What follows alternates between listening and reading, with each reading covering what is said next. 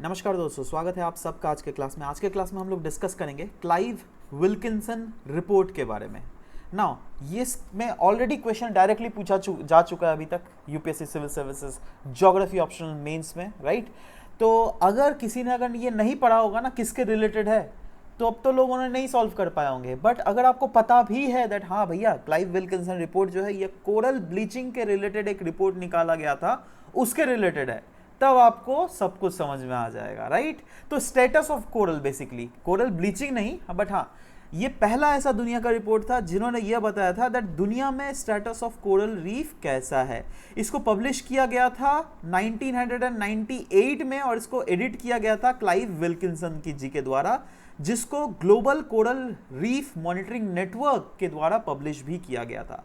अब इसमें बहुत सारे पॉइंट्स हैं जो कि हम लोग डिस्कस करने वाले हैं। हर एक पॉइंट के की टर्म्स को आप ध्यान में रखिएगा और अपने नोट्स कॉपी में जरूर लिख दीजिएगा, ठीक है, क्योंकि इसके रिलेटेड की टर्म्स ही आपको याद रहेगा तो ही आप ऑटोमेटिकली सब कुछ लिख दोगे। सबसे पहला जो ऑब्जर्वेशन इस क्लाइव विल्किंसन रिपोर्ट के द्वारा किया गया था वह यह था दैट दुनिया में सबसे पहला ऐसा इकोसिस्टम जो क्या ग्लोबल वार्मिंग या फिर ओशन एसिडिफिकेशन के लिए जो जिसके ऊपर विजिबल इंपैक्ट एक्चुअली दिख रहा है वो है कोरल्स, ठीक है। और दुनिया में कोरल रीफ सबसे ज्यादा नेगेटिवली इंपैक्ट हो रहे हैं। इनफैक्ट ग्लोबल वार्मिंग और ओशियन एसिडिफिकेशन के कारण सबसे फ्रीक्वेंट मास ब्लीचिंग इवेंट्स जो हम लोग देख रहे हैं ना, वह कोरल्स के सेक्टर में ही देख रहे हैं, जिसके कारण जो है रीफ्स का डिसोल्यूशन रेट बहुत ही ज्यादा बढ़ गया है, राइट। तो सबसे पहला यहां पे कीवर्ड क्या है? ग्लोबल वार्मिंग और ओशन एसिडिफिकेशन का फर्स्ट इंपैक्ट, बस यही है कीवर्ड, राइट। नाउ दूसरा यह पॉइंट यह है दैट तब तक जब तक ये रिपोर्ट आया था तब तक देखा गया था that around 10% of the earth का जो कोरल रीफ है ना वह स्केलेटन में चेंज हो चुका है।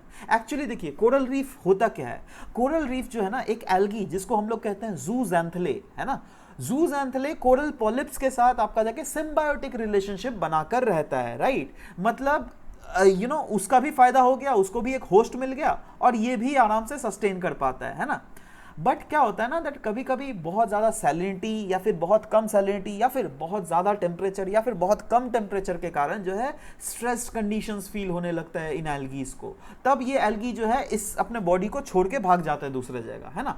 उसी फिनोमिना को हम लोग कोरल ब्लीचिंग कहते हैं। अब जब कोरल ब्लीचिंग हो जाता है तब जो है ये ऑलमोस्ट स्केलेटन के तरह एकदम हड्डी की तरह हो जाता है, इतना ज्यादा मजबूत हो जाता है, राइट। तो इस रिपोर्ट के द्वारा भी यही देखा गया था, ऑब्जर्व किया गया था that around 10% of the earth coral reef जो है और ऑलरेडी स्केलेटन्स में चेंज हो चुके हैं और 30% ऑफ द अर्थ में जो कोरल रीफ्स है वो अभी क्रिटिकल कंडीशन में है, मतलब वो बहुत ही ज्यादा स्ट्रेस्ड में है। उसके ऊपर अगर बहुत अच्छा से केयर नहीं किया गया तब लेकिन वो भी कोरल ब्लीचिंग हो जाएगा उनका, है ना। और भी 30% ऐसे अर्थ के कोरल रीफ है जो क्या सीवियर इन्वायरमेंटल स्ट्रेस में है, मतलब ये तो बहुत ही ज्यादा क्रिटिकल कंडीशन में है और यह स्ट्रेस में है। मतलब इस स्ट्रेस को ऑटोमेटिकली ह्यूमन इंड्यूस्ड फैक्टर्स के द्वारा ज्यादा स्ट्रेस बढ़ गया, तो इसीलिए अगर हम ह्यूमंस अगर चाहे तो इस स्ट्रेस फैक्टर को बहुत हद तक घटा भी सकते हैं, राइट। तीसरा जो ऑब्जर्वेशन किया गया था वह यह था दैट अगर ये जो क्लाइमेट चेंज जो हो रहा है तगड़े तरीके से उसको अगर नहीं रोका गया या फिर स्लो डाउन किया गया तो ऐसा भी सिचुएशन आ सकता है दैट बाय 2050 कोरल रीफ्स जो है ये डाई आउट हो जाएंगे पूरा दुनिया से, है ना। और कोरल रीफ्स अगर डाई आउट हो गया, पता है कि उसका नेगेटिव इंपैक्ट क्या होगा? आपको अगर पता नहीं है तो मैं बता देना चाहता हूं दैट दुनिया में अराउंड 30% लैंड एरिया और 70% जो है यह आपका ओशन एरिया। इस 70% ओशन एरिया में भी 0.1% एरिया जो है कोरल्स के द्वारा रहा जाता है और ये 0.1% जो है ना वो अराउंड मरीन लाइफ का 25% स्पीशीज को इनहाबिट करता है। मतलब समझिए कोरल रीफ कितना ज्यादा इंपॉर्टेंट है, ठीक है।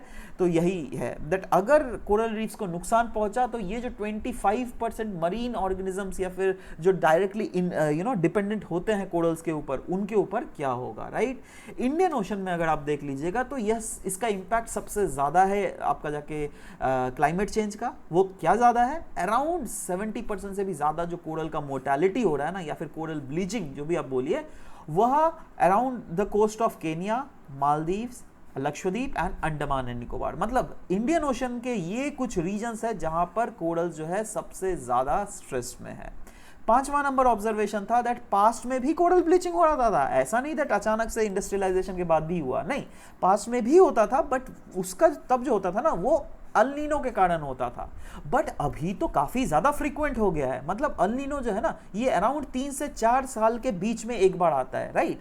बट अभी क्या होता है ना दैट ग्लोबल वार्मिंग जो है हर साल बढ़ते रह रहा है टेम्परेचर, है ना, तो इसीलिए अभी का जो कोरल ब्लीचिंग का इवेंट भी है ना वो हर साल ही हमें रिकरेंट बेसिस पे हमें देखने को मिल रहा है। 7वां नंबर पॉइंट है कोरल ट्रायंगल के ऊपर, दैट इज कोरल ट्रायंगल 3 देश, दैट इज इंडोनेशिया, मलेशिया और पापुनागुनी, इसके बीच वाला जो रीजन है ना यहाँ पे बहुत ही major amount of coral chunk आपको मिलेगा, राइट। अब यहाँ पे भी ऑब्जर्व किया गया और यहाँ पर देखा गया दैट भैया इस रीजन में जो कोरल लीव्स है वो बहुत तगड़े तरीके से लॉस हो रहे हैं, राइट। और अगर इसको लॉस को रोका नहीं गया तो कहीं ना कहीं फिशिंग या फिर मरीन बायोडाइवर्सिटी पे बहुत नेगेटिवली इंपैक्ट पहुंच सकता है। 8वां ऑब्जर्वेशन दिया गया था कैरिबियन रीजन में जो रीफ है ना आपका कोरल रीफ्स वो बहुत ज्यादा डिस्ट्रक्शन हो रही है, क्योंकि कैरिबियन रीजन में जो कोरल रीफ्स के सामने ना एक फिशेस स्पीशीज मिलती है, देख रहे हो ये वाले फिश जिसको हम लोग पैरट फिश कहते हैं, है ना, देख रहे हो कितनी ज्यादा खूबसूरत फिश है। अब आप खुद सोचो इसको अगर हम लोग दुनिया के मार्केट में अगर बेचने जाए कितना ज्यादा महंगा दाम मिलेगा, है ना। तो इसलिए क्या होता है ना डाइवर्स जाकर इस फिश की खोज करते हैं और ये फिश जो है अपने आप को कोरल्स के बीच में छुपा लेती है ना। अब इस फिश को अगर खोजोगे तो कोरल्स को तो इधर उधर करना पड़ेगा ना जी, तो उससे भी बहुत कोरल्स को नेगेटिवली हार्म होते हैं। इनफैक्ट यह हार्म बोला गया है दैट क्लाइमेट चेंज से भी ज्यादा हार्म जो है ये पैरट फिशिंग का जो ओवर फिशिंग करता है उसके कारण अल्टीमेटली कोरल्स के ऊपर नेगेटिवली इंपैक्ट हमें देखने को मिलता है, राइट। तो ये रहा बेसिकली क्लाइव विल्किंसन रिपोर्ट के 8 मेजर पॉइंट जो कि आपको याद रखना है, राइट। और फर्दर आपको अगर जानना है तो ज्योग्राफी ऑप्शनल क्लासेस को अगर आपको अटेंड करना है दोस्तों तो इस व्हाट्सएप नंबर पे आप हमारी टीम को कांटेक्ट कर सकते हैं। चलिए मिलते हैं नेक्स्ट क्लास में, बाय बाय, टेक केयर।